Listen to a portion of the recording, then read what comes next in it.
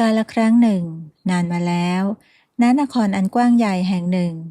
มีชายหนุ่มนามว่านายมากกำลังเผชิญกับจุดตกต่ำที่สุดของชีวิตจากบุตรชายของตระกูลผู้มีอันจะกินบัดนี้เขากลับสิ้นเนื้อประดาตัวต้องยังชีพด้วยการขอทานแต่นายมากไม่ใช่ขอทานธรรมดาทั่วไปเขายังคงรักษาความเฉลียวฉลาดและกิริยามารยาทที่ได้รับจากการปลูกฝังมาตั้งแต่เยาว์วัยเขาเรียนรู้ที่จะใช้คำพูดอันไพเราะและอ่อนน้อมถ่อมตนเป็นเครื่องมือในการเข้าหาผู้คนโดยเฉพาะอย่างยิ่งเหล่าบ่าวไพร่ในคฤหาสน์ของขุนนางและเศรษฐีซึ่งเป็นประตูบานแรกที่จะนำเขาไปสู่ความช่วยเหลือจากผู้เป็นนายวันนั้นหลังจากตระเวนไปทั่วเมืองโดยแทบไม่มีอะไรติดไม้ติดมือท้องของมากก็ร้องประท้วงด้วยความหิวโหยสายตาของเขาก็พลันไปสะดุดกับคฤหาสน์หลังมหึมาที่ตั้งตระหง่านอยู่เบื้องหน้ากำแพงสูงใหญ่และประตูไม้แกะสลักอย่างวิจิตรบ่งบอกถึงฐานะอันมั่งคั่งของผู้เป็นเจ้าของได้เป็นอย่างดีเหล่าคนรับใช้เดินขวักไขว่อยู่บริเวณลานหน้าบ้านเขาเดินตรงไปยังประตูใหญ่เขาโค้งคำนับคนเฝ้าประตูอย่างสุภาพแล้วเอ่ยถามด้วยน้ำเสียงที่นุ่มนวลที่สุดเจ้านมเจ้าคงไม่ใช่คนแถวนี้สินะคนเฝ้าประตูมองเขาตั้งแต่ศีรษะจรดปลายเท้าก่อนจะตอบด้วยน้ำเสียงแฝงด้วยความภาคภูมิใจคฤหาสน์ที่สง่างามถึงเพียงนี้จะเป็นของใครไปได้เล่านอกจากของท่านเจ้าคุณเมตตาผู้มีชื่อเสียงเลื่องลือด้านความอบอ้อมอารีทั่วแผ่นดินเมื่อได้ยินเช่นนั้นนายมากก็หัวใจพองโตขึ้นมาด้วยความหวังเขาเคยได้ยินกิตติศัพท์ของท่านเจ้าคุณผู้นี้มานับครั้งไม่ถ้วนจึงตัดสินใจเอ่ยปากขอความช่วยเหลือท่านผู้มีน้ำใจข้าเป็นเพียงคนเดินทางผู้ยากไร้อาหารมื้อล่าสุดที่ตกถึงท้องของข้าก็ผ่านมานานเหลือเกินแล้วหากท่านพอจะเมตตาคนเฝ้าประตูมองหน้าเขาอยู่ครู่หนึ่งก่อนที่หัวหน้าคนเฝ้าประตูจะเอ่ยขึ้นเรื่องนี้เกินอำนาจของพวกข้าแต่ท่านเจ้าคุณกำลังพักผ่อนอยู่ด้านในท่านเป็นคนใจดีบางทีท่านอาจจะอยากพบหน้าเจ้าด้วยตนเองจงตามข้ามาเถิดแต่จงสำรวมกิริยาวาจาให้ดีด้วยเล่านายมากโค้งคำนับขอบคุณแล้วก็เดินตามคนเฝ้าประตูเข้าไปในตัวคฤหาสน์ทุกย่างก้าวที่ผ่านเข้าไปนั้นทำให้เขาต้องตกตะลึงในความโอ้อาพื้นหินอ่อนขัดมันวาววับเสาไม้สักต้นใหญ่แกะสลักลวดลายสวยงามประณีตแต่มากก็พยายามเก็บอาการตื่นเต้นไว้ภายในเขารักษากิริยาให้สงบนิ่งและสำรวมที่สุดณใจกลางห้องโถงนั้นบนต่างไม้แกะสลักอย่างสวยงามมีร่างของชายชราผู้หนึ่งนั่งอยู่ผมและเคราของท่านเป็นสีขาวแต่ดวงตากลับทอประกายแห่งความหลักแหลมและเปี่ยมไปด้วยเมตตาท่านเจ้าคุณเมตตาผายมือให้คนเฝ้าประตูถอยออกไปแล้วก็กวักมือเรียกนายมากเข้ามาใกล้ๆชายหนุ่มคุกเข่าลงแล้วก็กราบแทบเท้าท่านเจ้าคุณเมตตาก่อนจะกล่าวแนะนำตนเองและเล่าถึงความทุกข์ยากของตนเองโดยถ้อยคำที่สัตย์จริงข้าแต่ใต้เท้าข้าน้อยมีนามว่ามากบัดนี้ชีวิตตกอับจนยังชีพด้วยการขอทานข้าน้อยไม่ได้ปรารถนาเงินทองมากมายเพียงหวังว่าจะได้รับความเมตตาจากท่านเป็นอาหารสักมื้อเพื่อประทังความหิวโหยเท่านั้นขอรับท่านเจ้าคุณนิ่งฟังอย่างตั้งใจครั้นเมื่อนายมากพูดจบท่านก็ลุกขึ้นยืนแสดงความประหลาดใจอย่างยิ่งยวดเป็นไปได้อย่างไรกันในพระนครที่ข้าอาศัยอยู่จะมีคนเฉลียวฉลาดพูดจาดีเช่นนี้เจ้าต้องทนทุกข์ทรมานด้วยความหิวโหยเช่นนี้นี่เป็นเรื่องที่ข้ายอมรับไม่ได้โดยเด็ดขาดนับจากนี้ไปเจ้าไม่ต้องกังวลเรื่องปากท้องอีกแล้วข้าจะดูแลเจ้าเองแต่ก่อนอื่น เจ้าคงหิวมากแล้วสินะขอรับไต่เท้าข้าน้อยยังไม่มีอะไรตกถึงท้องมาตลอดทั้งวันแล้วขอรับถ้าเช่นนั้นก็ยิ่งต้องรีบแล้วพวกเจ้าเอากะละมังทองคำกับน้ำลอยดอกมะลิมาให้เราล้างมือก่อนรับประทานอาหารบัดเดี๋ยวนี้ไม่มีบ่าวไพร่คนใดปรากฏตัวไม่มีแม้แต่เงาของกะละมังหรือน้ำแต่ท่านเจ้าคุณกลับทำท่าทางประหนึ่งว่ามีคนรับใช้กำลังรินน้ำอุ่นๆลงบนฝ่ามือของท่านถูมือไปมาอย่างพิถีพิถันแล้วสะบัดมือราวกับจะไล่หยดน้ำออกจากนั้นก็หันมาทางนายมากที่ยังคงคุกเข่าอยู่ด้วยความงุนงงอ้าวแล้วเจ้ายืนนิ่งอยู่ทำไมเล่าไม่ล้างมือของเจ้าเสียก่อนหรือในตอนนั้นความคิดของนายมากก็แล่นเข้ามาในหัวมากมายเจ้าคุณผู้นี้เสียสติไปแล้วหรือนี่จะเป็นการทดสอบอะไรบางอย่างหากเขาโพล่งออกไปว่าไม่มีน้ำสักหยดเขาอาจจะถูกโยนออกไปนอกคฤหาสน์ทันทีแต่หากเขายอมเล่นตามน้ำบางทีนี่อาจจะเป็นหนทางเดียวที่จะทำให้เขามีอาหารกินจริงๆในที่สุดนายมากก็ตัดสินใจเขาเชื่อในสัญชาตญาณของตัวเองว่าชายชราตรงหน้าไม่ใช่คนวิปลาสแต่เป็นคนที่มีปัญญาอันล้ำลึกนายมากจึงคลานเข้าไปใกล้ๆแล้วทำท่าทางเลียนแบบท่านเจ้าคุณทุกประการเขายื่นมือออกไปราวกับจะรองรับน้ำอุ่นๆถูฝ่ามือและซอกนิ้วอย่างเชื่องช้าแล้วสะบัดมือเบาๆราวกับว่าได้ชำระล้างธุลีดินออกจากมือไปจนหมดแล้วท่านเจ้าคุณมองการกระทำของเขาแล้วพยักหน้าช้าๆริมฝีปากของท่านปรากฏรอยยิ้มที่อ่านไม่ออกดีมากเมื่อมือสะอาดแล้วก็ถึงเวลารับประทานอาหารกันเสียทีพวกเจ้ายกสำรับหลวงมาตั้งไว้บนโต๊ะพวกเราหิวจนตาลายหมดแล้วท่านเจ้าคุณพานายมากเดินไปยังโต๊ะว่างเปล่านั้นแล้วผายมือเชื้อเชิญให้เขานั่งลงบนเก้าอี้ฝั่งตรงข้ามบนโต๊ะนั้นไม่มีสิ่งใดเลยนอกจากความว่างเปล่าแต่ท่านเจ้าคุณกลับทำราวกับว่ามันอุดมสมบูรณ์เหลือเกินเต็มไปด้วยอาหารเลิศรสที่สุดในแผ่นดินท่านกล่าวพลางยกฝาครอบภาชนะที่มองไม่เห็นออกมาเถิดเพื่อนยากอย่าได้เกรงใจเลยเริ่มจากอาหารเรียกน้ำย่อยกันก่อนนี่คือยำหวายสูตรโบราณที่หากินยากยิ่งลองชิมดูสิรสชาติของมันซับซ้อนแต่กลมกล่อมยิ่งนักท่านทำทีเป็นใช้ช้อนตักยำทิพย์ใส่ในจานของนายมากมองตามการกระทำนั้นแล้วก็ก้มศีรษะขอบพระคุณจากนั้นเขาก็ทำท่าใช้ช้อนส้อมตักอาหารที่มองไม่เห็นเข้าปากแล้วก็เคี้ยวอย่างช้าๆแล้วก็หลับตาพริ้ม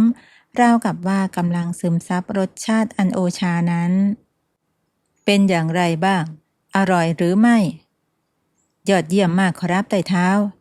ข้าน้อยไม่เคยลิ้มรสยำใดที่มีความสมดุลเช่นนี้มาก่อนเลยมันทั้งอร่อยและกลมกล่อมยิ่งนักขอรับดีเจ้าเป็นคนที่มีลิ้นที่ละเอียดอ่อนทีเดียวเอาละมาต่อกันที่อาหารจานหลักข้าสั่งให้แม่ครัวเตรียมแกงมัสมั่นเนื้อน่องลายที่เคี่ยวจนเปื่อยนุ่มแล้วก็ปลาแรดทอดกระเทียมพริกไทยตัวโตๆมาให้เจ้าโดยเฉพาะท่านเจ้าคุณแซงทำเป็นตักข้าวสวยร้อนๆจากโถที่ไม่มีอยู่จริงใส่จานให้ในมากตามด้วยการตักแกงมัสมั่นราดลงไปท่านบรรยายถึงความหอมของเครื่องเทศที่ลอยขึ้นมาแตะจมูกและสีสันของน้ำแกงที่น่ารับประทานยิ่งนายมากก็แสดงท่าทีสูดกลิ่นหอมนั้นเข้าไปเต็มปอดแล้วเริ่มกินอาหารจานหลักของเขาเนื้อนุ่มแทบละลายในปากจริงๆขอรับท่านน้ำแกงก็เข้มข้นเครื่องเทศอย่างยิ่งข้าน้อยสัมผัสได้ถึงความหวานของมันฝรั่งและความกรุบกรอบของถั่วลิสงใหม่ๆเลยขอรับ แล้วปลาทอดล่ะข้าสั่งให้เขาเลือกตัวใหญ่ที่สุดในบ่อมาทอดให้เจ้าเลยนะมากทำท่าใช้ซ่อมจิ้มไปที่กลางตัวปลาทิพนั้นแล้วตักเนื้อสีขาวเข้าปากโอ้โหเนื้อปลามันช่างหวานสดจริงๆส่วนหนังก็กรอบอร่อยกระเทียมที่เจียวมาก็หอมกรอบกำลังดีไม่ขมเลยแม้แต่น้อยสมกับเป็นฝีมือของพ่อครัวในบ้านของท่านจริงๆขอรับทั้งสองผลัดกันชื่นชมรสชาติของอาหารแต่ละจานที่ไม่มีอยู่จริงบนโต๊ะพวกเขาพูดคุยกันถึงเคล็ดลับการทำอาหารแหล่งที่มาของวัตถุดิบชั้นเลิศและเรื่องราวต่างๆที่เกี่ยวข้องกับสำรับอาหารนั้นเมื่อกินของคาวแล้วก็ต้องตามด้วยของหวานและสุราชั้นดีข้ามีสุราหมักที่มาจากแดนไกลอายุของมันมากกว่าอายุของเจ้าเสียอีกรสชาติของมันนุ่มลึกและชุ่มคออย่างยิ่งท่านทำท่ายกขวดสุราขึ้นมารินใส่จอกแล้วก็ยื่นให้ในมากในตอนแรกในมากก็แซงทำทีเป็นลังเลและปฏิเสธขอบพระคุณในความเมตตาขอรับแต่ข้าน้อยไม่สันทัดในการดื่มสุราจริงๆอย่าถ่อมตนไปเลยเพื่อนยากสุราดีๆเช่นนี้หากจะให้ข้าดื่มเพียงลำพังก็คงจะกร่อยเต็มทีดื่มเป็นเพื่อนข้าสักจอกเถิดหน้าเมื่อเห็นว่าท่านเจ้าคุณยืนกรานเช่นนั้นมากจึงยอมรับจอกสุราที่มองไม่เห็นนั้นมาทำท่ายกขึ้นสูดดมกลิ่นแล้วก็กระดกลงคอจนหมดรสชาตินุ่มนวลอย่างที่ท่านว่าไว้จริงๆขอรับท่านเจ้าคุณรินสุราให้มากจอกแล้วจอกเล่ามากกระแซงทำเป็นดื่มทุกครั้งพร้อมกับแสดงอาการมึนเมาทีละน้อยทีละน้อยใบหน้าของเขาเริ่มแดงกำ่ำจากการแซงทำคำพูดของเขาเริ่มติดขัดเล็กน้อยจากการแสดงเขาหัวเราะเสียงดังขึ้นกับเรื่องตลกของท่านเจ้าคุณและเริ่มแสดงท่าทีเป็นกันเองมากขึ้นภายในใจของนายมากกำลังเต้นเขารู้สึกว่าบททดสอบนี้กำลังจะถึงขีดสุดแล้วการเล่นไปตามน้ำเรื่อยๆอาจไม่เพียงพออีกต่อไปเขาจำเป็นต้องทำอะไรสักอย่างที่เหนือความคาดหมายเพื่อปิดฉากการแสดงนี้และในขณะที่ความคิดนั้นแล่นเข้ามาท่านเจ้าคุณเองก็เอนกายมาตบไหล่เขาเบาๆแล้วพูดว่าเจ้าเป็นชายหนุ่มที่น่าสนใจที่สุดที่ข้าเคยพบเจอในรอบหลายปีทีเดียวในมากในตอนนั้นมากจึงตัดสินใจเขาแซงทำเป็นเมาจนควบคุมตัวเองไม่ได้ขาหัวเราะเสียงดังลั่นและยกมือขึ้นมาฟาดไปที่ศีรษะของท่านเจ้าคุณเบาๆ1 ครั้งโหท่านเจ้าคุณท่านช่างเป็นผู้มีเมตตาและน่าคบหาที่สุดแต่สุราของท่านนั้นมีฤทธิ์ร้ายกาจที่สุดเช่นกันมันทำให้ข้าน้อยกล้าทำในสิ่งที่มิบังควรเสียแล้วนายมากแซงทำเป็นได้สติขึ้นมาเขามองดูมือของตัวเองด้วยความตกตะลึงแล้วรีบซุดตัวลงไปกราบแทบเท้าของท่านเจ้าคุณข้าน้อยผิดไปแล้วโปรดอภัยให้ข้าน้อยด้วยเถิดเป็นเพราะสุราของท่านแท้ๆที่ทำให้ข้าน้อยขาดสติจนล่วงเกินท่านไปได้นายมากหมอบราบอยู่กับพื้นรอคอยชะตากรรมของตนเขาอาจจะถูกเฆี่ยนตีหรือถูกโยนออกไปนอกคฤหาสน์แต่สิ่งที่เกิดขึ้นกลับเหนือความคาดหมายของเขาเสียงหัวเราะอันดังสนั่นหวั่นไหวของท่านเจ้าคุณเมตตาดังก้องไปทั่วห้องโถงมันไม่ใช่เสียงหัวเราะเยาะแต่เป็นเสียงหัวเราะแห่งความสุขและพึงพอใจอย่างแท้จริงท่านเจ้าคุณประคองให้มากลุกขึ้นแล้วตบไหล่เขาอย่างแรงด้วยความเอ็นดูลุกขึ้นเถิดข้าตามหาคนเช่นนี้มานานแสนนานมากคนที่ไม่ได้มีแต่ความประจบสอพลอแต่มีทั้งไหวพริบปัญญาและความกล้าหาญคนมากมายเคยเข้ามานั่งที่โต๊ะตัวนี้บางคนบอกว่าข้าบ้าบางคนนั่งนิ่งด้วยความสับสนและบางคนก็พยายามตามน้ำอย่างแกนแต่เจ้าเป็นคนแรกที่เข้าใจเจตนาของข้า และเล่นละครฉากนี้กับข้าอย่างถึงบทบาทที่สุด เจ้าไม่ได้แค่เล่นตามน้ำแต่เจ้าร่วมแสดงกับข้าด้วย จากนั้นท่านเจ้าคุณก็ปรบมืออีกครั้ง แต่ครั้งนี้เป็นของจริง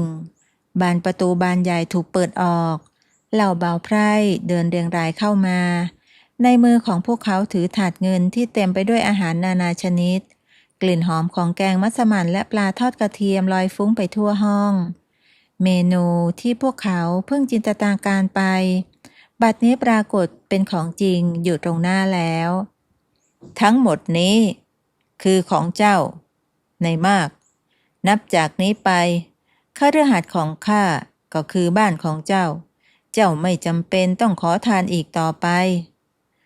แต่จะเป็นสหายผู้คอยดูแลจัดการทุกสิ่งทุกอย่างในบ้านของข้า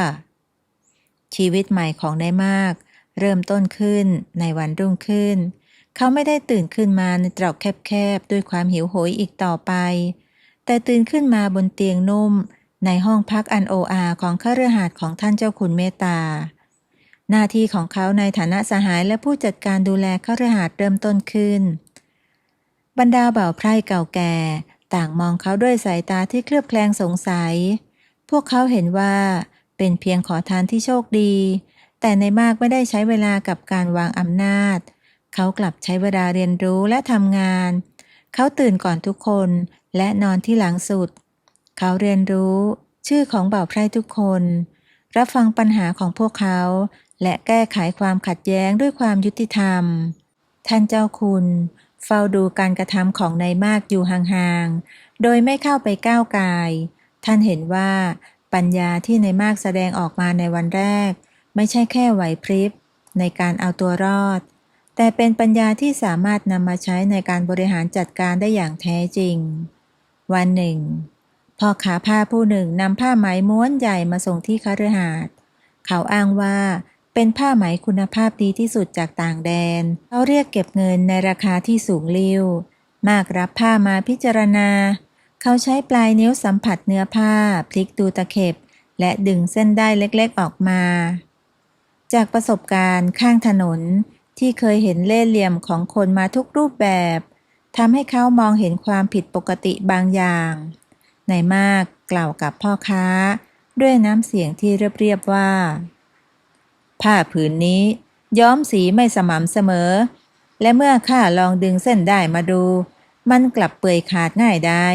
นี่ไม่ใช่ผ้าไหมคุณภาพที่ดีแต่เป็นผ้าเกรดรองที่ถูกนำมาย้อมสีให้ดูสวยงามเท่านั้นพ่อค้าผ้าหน้าซีดเผือดและพยายามโต้เถียงแต่เมื่อมากชี้ให้เห็นตำหนิจุดอื่นๆอย่างแม่นยำพ่อค้าก็จนด้วยหลักฐานและจำต้องรับผ้ากลับไป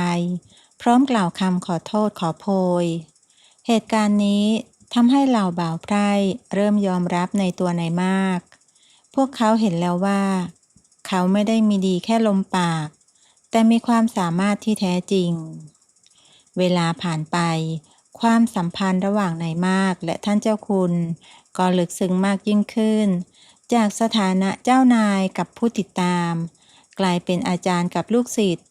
และในที่สุดก็กลายเป็นเสมือนพ่อกับลูก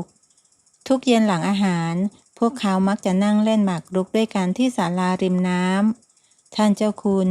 สอนให้นายมากรู้จักโลกผ่านตัวหมากสอนเรื่องราวการวางแผนการมองการไกลการเสียสละเพื่อส่วนรวมในขณะเดียวกันนายมากก็เล่าเรื่องราวของผู้คนธรรมดาตามท้องถนนให้ท่านเจ้าคุณได้ฟัง20 ปีผ่านไปอย่างรวดเร็วบัดนี้นายมากไม่ใช่ชายหนุ่มผอมโซอีกต่อไปเขาเติบโตเป็นชายวัยกลางคนที่ดูดีภูมิฐานและสุขุมรอบคอบส่วนท่านเจ้าคุณเมตตาสังขารก็ได้ร่วงโรยไปตามกาลเวลาผมและคราวของท่านก็ขาวโพลนไปทั้งศีรษะหลังที่เคยตรงก็เริ่มงองุ้มลงเล็กน้อยท่านมอบหมายให้นายมากดูแลกิจการและการค้าทั้งหมดของท่านอย่างเต็มตัวท่านเจ้าคุณวางใจในตัวนายมากอย่างที่สุดเช้าวันหนึ่งท่านเจ้าคุณก็ได้ล้มป่วยลงนายมากทิ้งงานทุกอย่างเพื่อมาดูแลท่านและอยู่ข้างกายท่านไม่ห่างป้อนน้ำป้อนยา และเช็ดตัวให้ท่านเจ้าคุณด้วยมือของเขาเองคอยอยู่เป็นเพื่อนพูดคุยเพื่อไม่ให้ท่านต้องเหงามากเอ้ยตลอดชีวิตของข้ามีทรัพย์สมบัติมากมายแต่ข้ากลับรู้สึกโดดเดี่ยวเสมอมาข้าทดสอบคนนับไม่ถ้วนด้วยสำรับอาหารทิพย์ของข้าแต่ไม่มีใครเข้าใจเจตนาที่แท้จริงของข้าเลยไต่เท้าจนกระทั่งวันที่เจ้าเดินเข้ามาเฮ้ยเจ้าไม่ได้เพียงแค่เล่นตามเกมของข้าแต่เจ้าเข้าใจมันและทำให้มันสมจริงการได้พบเจ้าคือโชคชะตาอันยิ่งใหญ่ที่สุดในชีวิตของข้าแล้วทรัพย์สมบัติทั้งหมดของข้าเทียบไม่ได้เลยกับสหายผู้ซื่อสัตย์คนเดียวอย่างเจ้านายมากก้มหน้านิ่งไม่สามารถเอ่ยคำใดๆออกมาได้มีเพียงหยดน้ำตาที่ไหลรินลงมาเงียบๆอีกไม่กี่วันต่อมาท่านเจ้าคุณก็ได้จากไปอย่างสงบในอ้อมแขนของนายมากผู้เป็นทั้งสหายผู้จัดการและบุตรชายที่ท่านไม่เคยมีพิธีศพถูกจัดขึ้นอย่างสมเกียรตินายมากคอยดูแลทุกอย่างจนบรรลุลุล่วงไปด้วยดีเมื่อทุกอย่างเสร็จสิ้นลงนายมากก็มานั่งอยู่ในห้องโถงใหญ่ที่ว่างเปล่าตามลำพังคฤหาสน์ที่เคยเต็มไปด้วยชีวิตชีวาบัดนี้กลับเงียบเหงาลงถนัดตาเขากลายเป็นผู้ครอบครองทรัพย์สมบัติและกิจการทั้งหมดตามพินัยกรรมที่ท่านเจ้าคุณได้ทำไว้ชายผู้ที่เคยยื่นมือเข้ามาฉุดเขาขึ้นจากความมืดมิดได้จากไปแล้วบัดนี้เขามีทุกสิ่งทุกอย่างที่เคยฝันถึงมากใช้ชีวิตอยู่ในคฤหาสน์ไม่นานกลุ่มขุนนางก็มาเยือนพวกเขามาพร้อมกับราชองค์การฉบับหนึ่งในมือหัวหน้าขุนนางอ่านประกาศด้วยน้ำเสียงที่เย็นชาใจความคือเนื่องจากท่านเจ้าคุณเมตตาได้ถึงแก่อนิจกรรมโดยไม่มีทายาทสืบสกุลโดยสายเลือดทรัพย์สมบัติทั้งหมดของท่านจึงต้องตกเป็นของแผ่นดินตามกฎมนเทียนบานนายมากพยายามโต้แย้งอย่างสุภาพเขานำพินัยกรรมที่ท่านเจ้าคุณเขียนด้วยลายมือของตนเองออกมายืนยันเจตนารมณ์ข้าเข้าใจความภักดีของเจ้าหัวหน้าขุนนางกล่าวเรียบ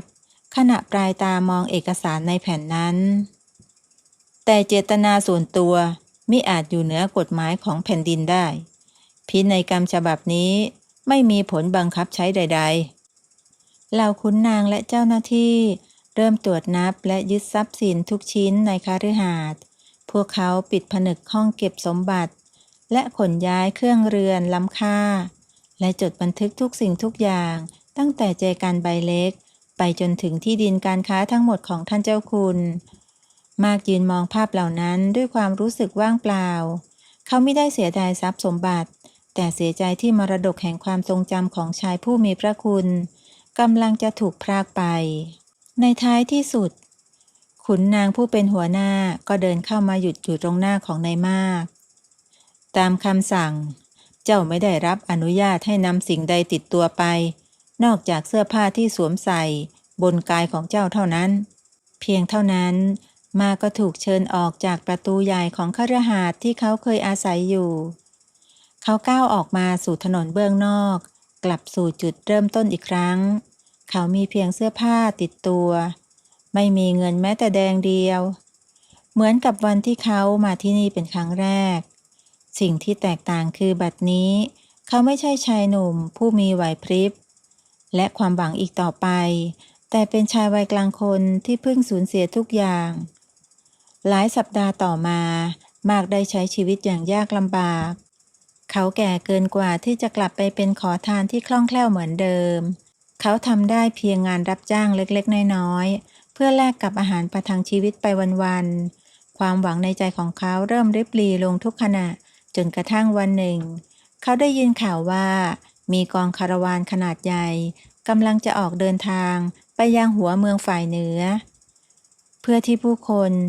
จะได้ไปนมัสการพระธาตุเจดีย์ศักดิ์สิทธิ์ผู้คนนับถือมากมายหลายชั่วอายุคนเมื่อสิ้นไร้หนทางมาก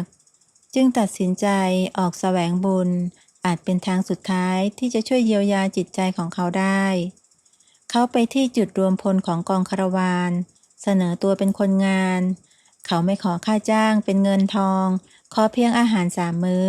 และได้ร่วมเดินทางไปด้วยเท่านั้นหัวหน้ากองคาราวานเห็นว่านายมากเป็นคนแข็งแรง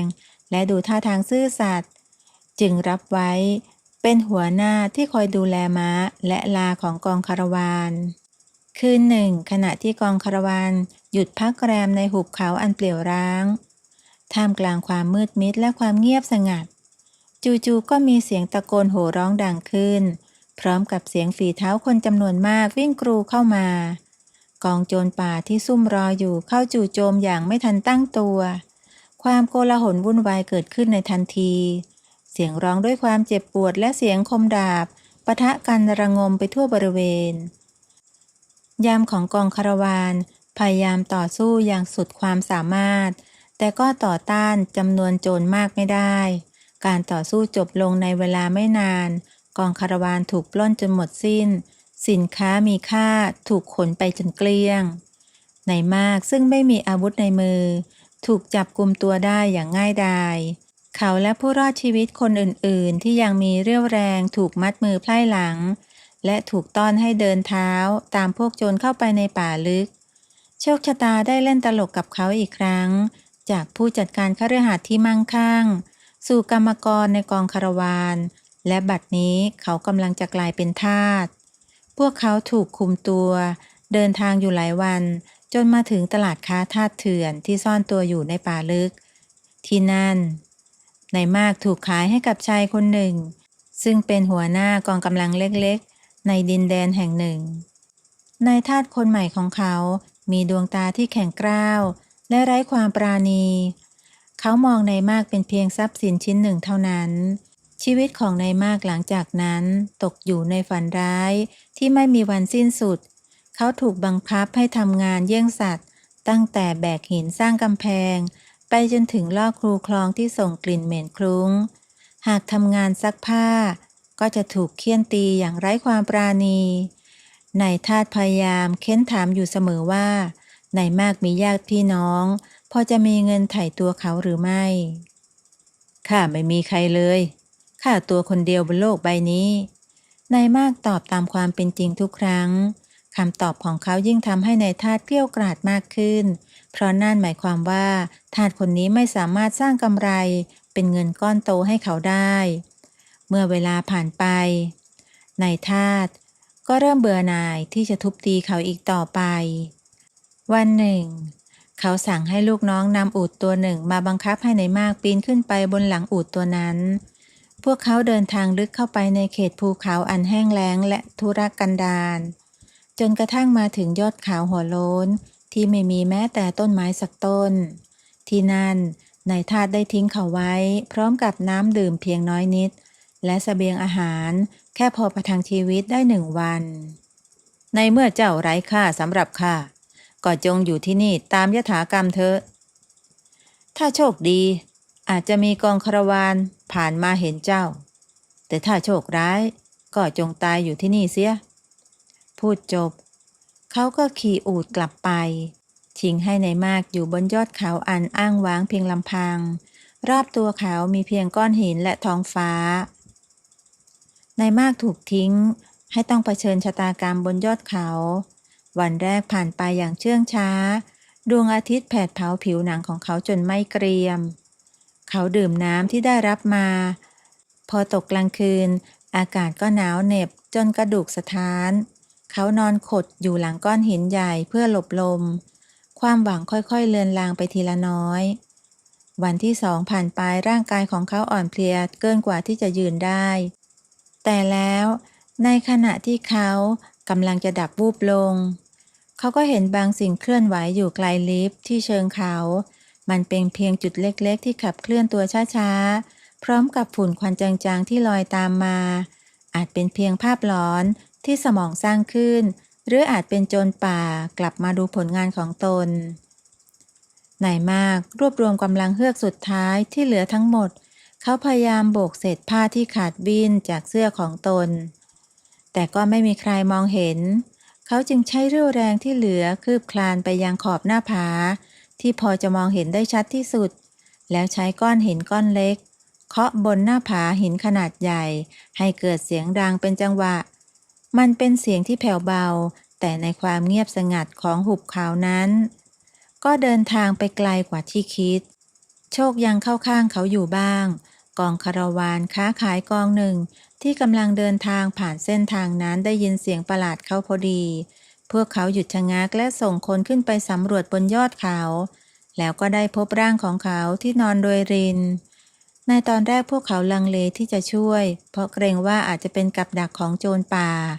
แต่เมื่อเห็นสภาพของนายมากที่ผอมโซจนเหลือแต่หนังหุ้มกระดูกและมีร่องรอยของการทุบตีไปทั่วร่างความเวทนาก็เข้ามาแทนที่พวกเขาช่วยกันพยุงร่างของนายมากลงจากยอดเขาให้น้ำให้อาหารทีละนิดเมื่อนายมากเริ่มมีสติกลับคืนมาบ้างแล้วหัวหน้ากองคาราวานจึงเอ่ยถามเขาว่าเป็นใครมาอยู่ที่นี่ได้อย่างไรมากจึงเล่าเรื่องราวของตนให้ฟังโดยย่อทันทีที่ได้ยินชื่อของท่านเจ้าคุณเมตตา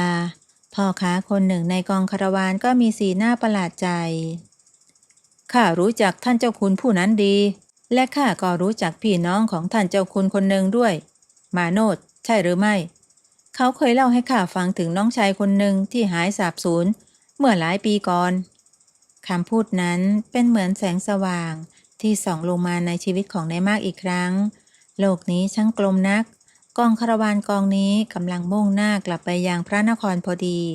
พวกเขายินดีที่จะให้นายมากร่วมเดินทางไปด้วยการเดินทางกลับใช้เวลาหลายสัปดาห์เมื่อกองคาราวานเดินทางมาถึงชานพระนครพ่อค้าที่รู้จักพี่ชายของนายมากก็รีบรุดไปส่งข่าวในทันทีมาโนดผู้เป็นพี่ชาย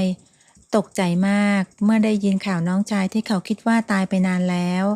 เขารีบตามพ่อค้าไปยังที่พักของกองคาราวานและที่นั่นเขาก็ได้พบกับนายมากในสภาพที่น่าสงสารอย่างยิ่งร่างกายของเขาสู้ผอมขาดรุ่งริ่งแต่ดวงตาของเขายังคงมีประกายสองพี่น้องโผล่เข้ากอดกันและร้องไห้โดยไม่อายสายตาใครมาโนดพาน้องชายกลับมายังบ้านหลังเล็กของตนเขามีฐานะไม่ร่ำรวยแต่ก็พอมีพอกินพอที่จะดูแลน้องชายคนหนึ่งได้นายมากได้รับการดูแลอย่างดีเขาได้กินอาหารดีๆได้นอนในที่ปลอดภัยและที่สำคัญเขาได้อยู่กับครอบครัวอีกครั้งณที่นั้นนายมากไม่ได้เป็นผู้ครอบครองสมบัติมหาศาลและไม่ได้เป็นทาสผู้ไร้เกียรติอีกต่อไปเขาเป็นเพียงน้องชายของมาโนดเท่านั้นวงล้อแห่งโชคชะตาได้หยุดหมุนในที่สุดเขาได้เรียนรู้สัจธรรมอันยิ่งใหญ่ของชีวิตว่าทรัพย์สมบัติเกียรติยศและอำนาจเป็นเพียงสิ่งชั่วคราวที่ผ่านมาแล้วก็ผ่านไปแต่ความรักความผูกพันของพี่น้องคือสมบัติล้ำค่าที่แท้จริงซึ่งไม่มีโจรป่าหรือกฎหมายใดๆสามารถพรากมันไปจากพวกเขาได้อีกตลอดกาลจบบริบูรณ์